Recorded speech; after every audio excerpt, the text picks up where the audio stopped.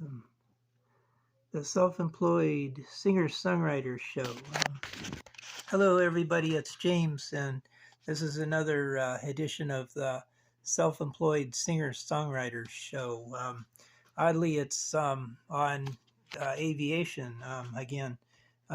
This is another episode on the missing airliner, Malaysia Airlines Flight 370, which has turned into sort of a one after another series that I've been doing. I have been writing a book on this, and I've been um, taking these videos every 2 weeks and alternating what I'm working on. This episode is on section 3 of my book, which is on navigation or navigational nuances. And I've got kind of about the same format as last time. I have a kind of a list here. I'll explain that in a minute here, and I've got my Samsung tablet right in front of me here that I'm going to show you an excerpt from. And I've got this. This is kind of a thing that I've made. It's a play on Hollywood Squares, which was a TV show.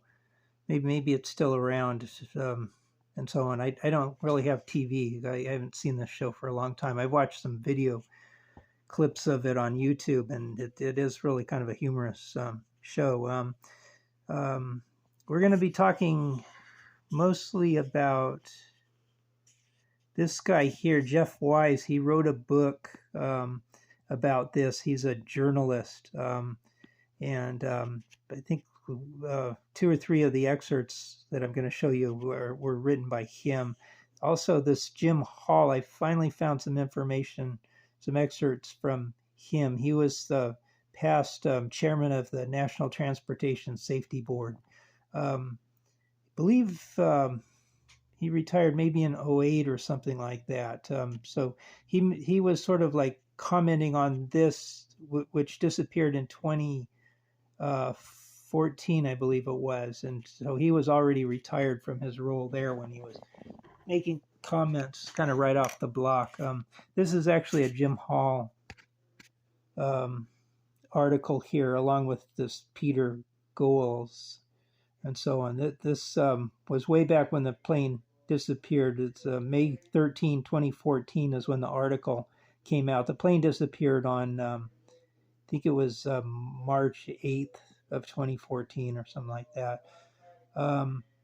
So anyway, to kind of just get going here, I set my timer, and I'm going to try to really kind of finish up quickly when the timer goes off in about 10 minutes. It'll be like 8 minutes now. If these viable steps had been in place, the location of MH370 would have been identified many weeks ago, and secure, tangible black box data would be in hand to help us understand what happened during that ill-fated flight. Instead, we only slightly better equipped. Oh no! I know, it's my tablet kind of went blank here.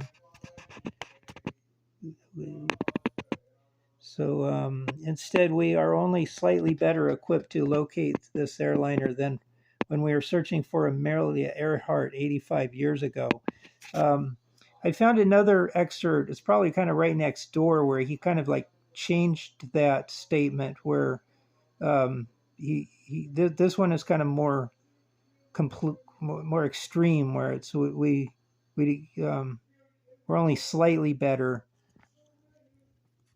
Oh shoot! This, I have to kind of start this back up again here. Word. That's not it. So there we go. Yeah.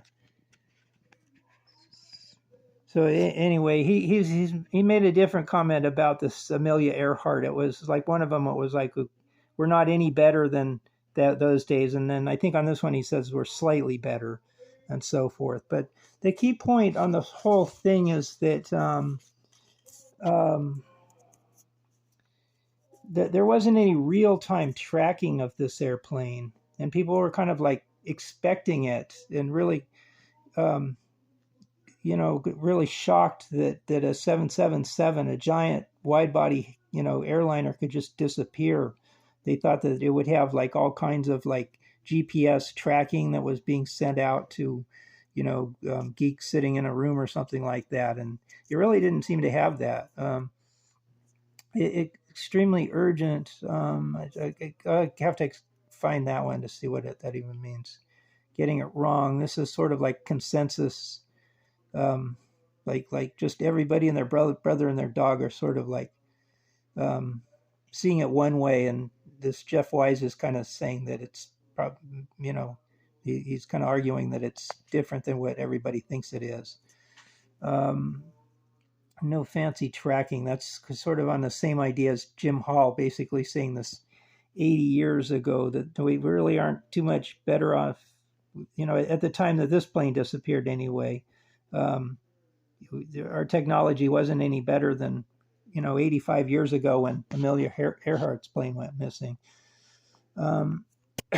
So anyway, I really need to kind of scoot on here. That was the first excerpt by Jim Hall, former chairman of the National Transportation Safety Board of the United States.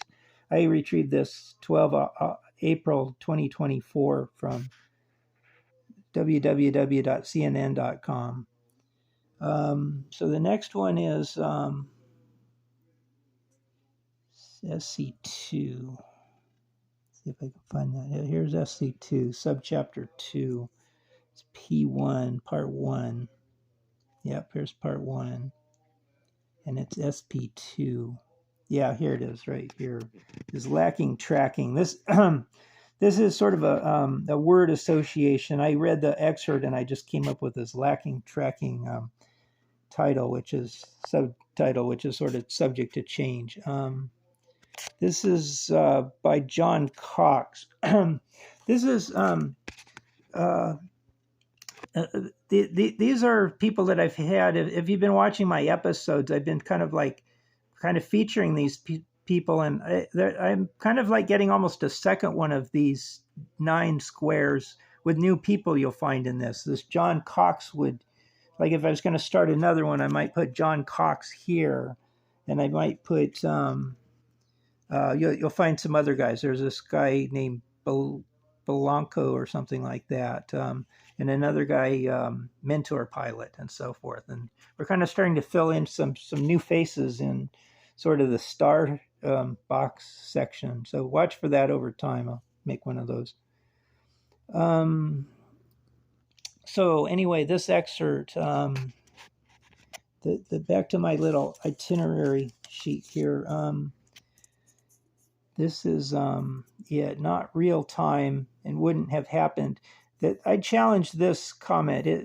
He says that it's not in real time, so that's sort of like backing up what this Jim Hall said. It's basically this is 1 and then 2, 3, and 4 the way I wrote this.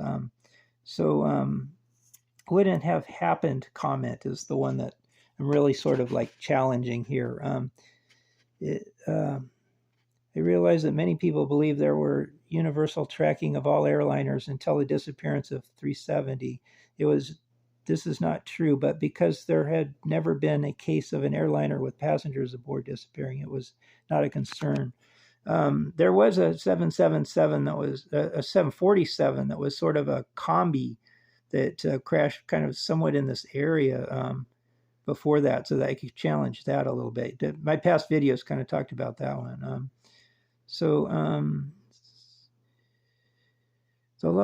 The tragic loss of 370 caused an outcry for real-time tracking. It didn't have it, it seems, although it would not have altered what happened. Wait a minute. I challenged that. If it had it, then we'd know where it was and we would have found it, I know the ocean is like really deep. That maybe they wouldn't have because it's 5,000 meters deep, which is 16,000 feet deep, and so forth. But it seems like we'd have a better idea. I mean, we'd know that kind of that it entered the water in a particular spot, and and so it would have to be like straight down 16,000 feet in a particular spot. We kind of sense that now, but if we had like real time tracking, that was just really super good, we'd kind of know that for sure. So the next one would be, the source was John Cox, and it was March 14, 2016. The title was Ask the Captain, Will the Mystery of MH370 Ever Be Solved? And I found it 12 April 24, usatoday.com. So two more, if I can get to them. Hopefully I can. SC2 for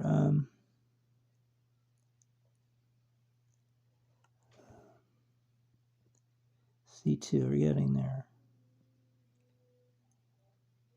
2 and it's 4.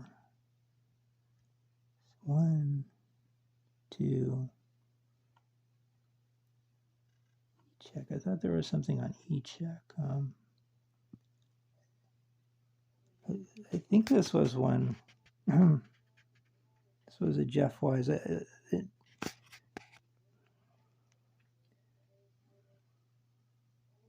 Initially, okay, the key thing here on this, just sometimes there would be, if they did, it would have to be for an extremely urgent reason, like if an emergency checklist told them to do it. I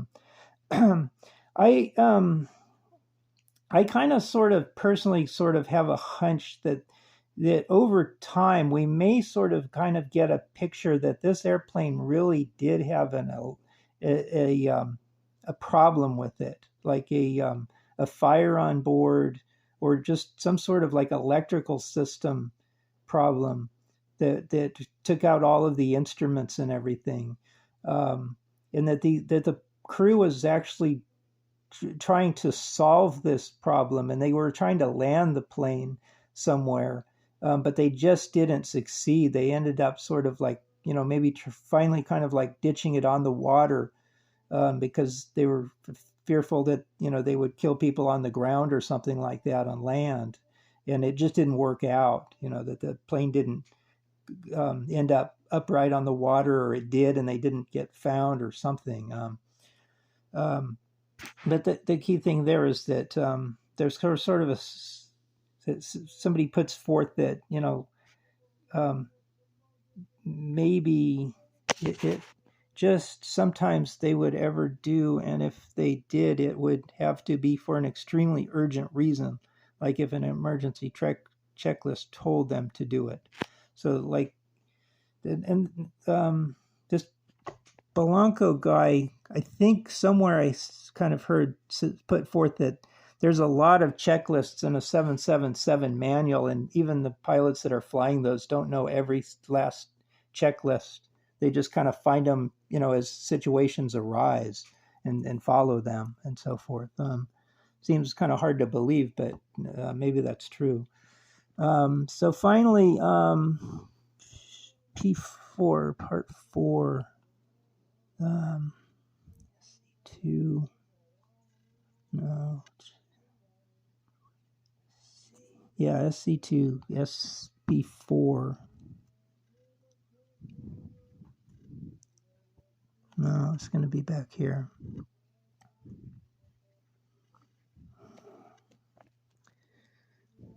Steer. I think this is it right here. Getting it wrong. This is the one about the people that they're getting it wrong. This has to do with there was kind of like some videos that were put out on YouTube recently by two people. Let's just read today's deeper. Yeah, let's go to this section here.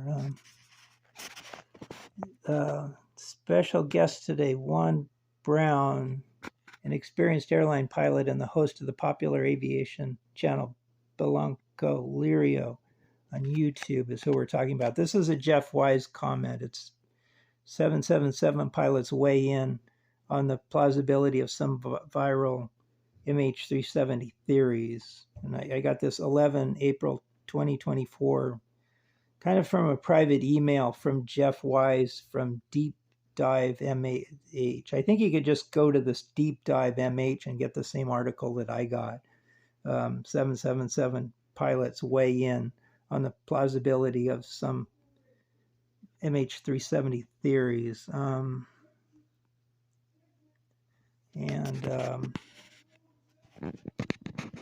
yeah, today we're going to go deeper than we've ever gone before on a question that I've called the crux of the whole 370 mystery, which is newly important because a bunch of viral MH370 videos have come out that spend a lot of time discussing it, and I'll argue they're getting it wrong. And it matters a great deal because these videos are shaping what the public thinks is a reasonable explanation of the mystery. I'll kind of buy that. It's one of these ones where I just don't really buy a lot of what this Jeff Wise is saying. I think he has sort of some outlandish ideas that the plane, I don't know what he's currently saying. He was saying that it was like hijacked by Russians and landed in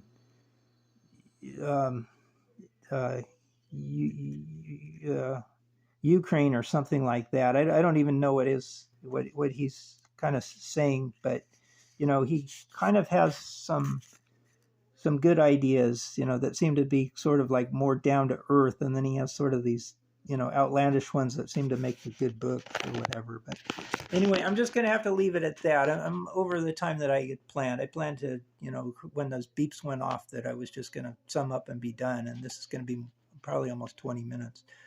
Thanks for watching. Please subscribe and comment and so on. The next one will be on the section 4 of my book, which is on communication and so on.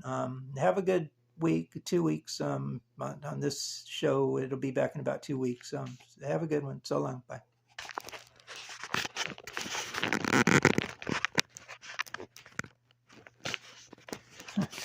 Stuck. Can't get it off. I don't know why that is.